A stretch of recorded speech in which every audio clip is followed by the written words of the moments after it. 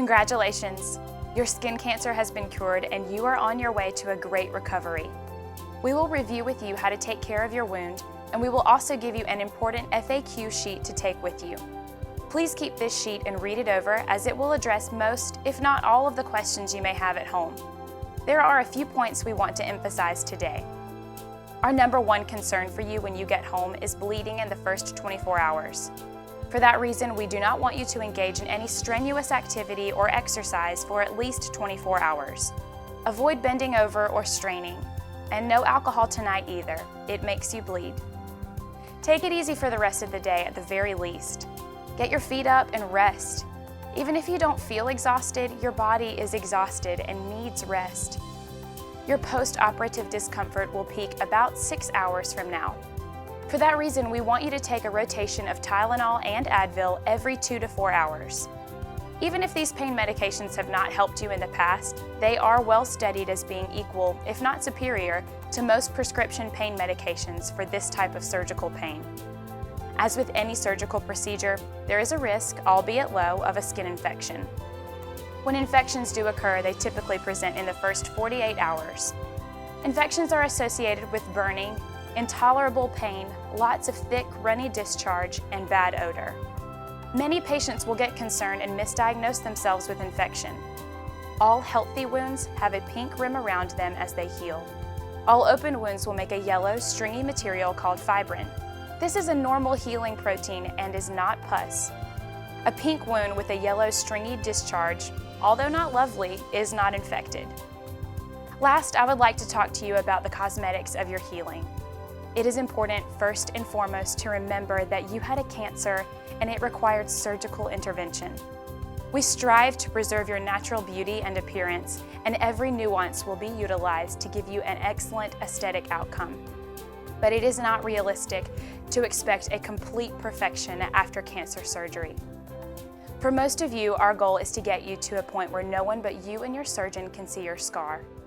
For others with more catastrophic cancers, our goal will be preservation of function first and foremost, with aesthetics taking a back seat. Regardless, be patient. You will continue to improve and your scar will continue to settle and fade away for the next 12 to 18 months. Don't worry if you don't look great 2 weeks from now.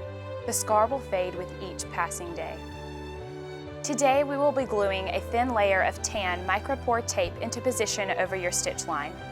All of your stitches will dissolve, but it is important that these stitches are kept covered and dry. Yes, I did say dry. It may seem difficult or impossible, but there is a way to keep this wound dry and keep your bandage in place over the stitches. One of our staff members will share with you some helpful tips for keeping the wound dry. Many of these tips have been learned from the over 10,000 patients such as yourself who have undergone this procedure in our office, almost all of whom have figured out a way to keep their wound dry. The thin brown tape will stay in position and should not be removed until your follow-up visit next week. At that time, this bandage will be removed in our office and your wound will be inspected and cleaned by one of our staff members. Typically, a second bandage is then put into place for a second week. You will remove this second bandage 14 days from today on your own at home. If at any point during the next 2 weeks you notice that our bandage is starting to come loose, you can support the bandage with paper or standard bandage tape directly over the tan tape that we placed. For the next 24 hours, you will have a pressure bandage in place over your thin tan bandage. The pressure bandage can be removed in 24 hours by simply removing the white adhesive tape to reveal the thin underlying tan bandage. In the unlikely event that you have bleeding this evening, please apply direct and firm pressure to the bandage overlying your wound. Direct and consistent pressure must be held for 30 minutes, no peeking or checking. After direct, strong pressure for 30 minutes, almost all wounds stop bleeding. Occasionally, you may need to wrap the surgical area with an ACE bandage in order to apply direct pressure. ACE wraps or other elastic type wraps are very helpful. In the exceptionally rare situation where bleeding cannot be stopped using these pressure methods, it may be necessary to go to a local emergency room. But only seek emergency care after attempting at least 30 to 60 minutes of direct pressure. A slight drip or discharge from the wound is not cause for concern and can be cleaned and ignored. I hope that your experience today exceeded your expectations. I know it has been a long day, but take solace in the fact that your cancer is cured and you are now on your way to healing and getting back to all of your normal activities. Many of you have chosen to travel from all over the Southeast to have your surgery performed here today. Please drive safely on your return trip home and get some rest.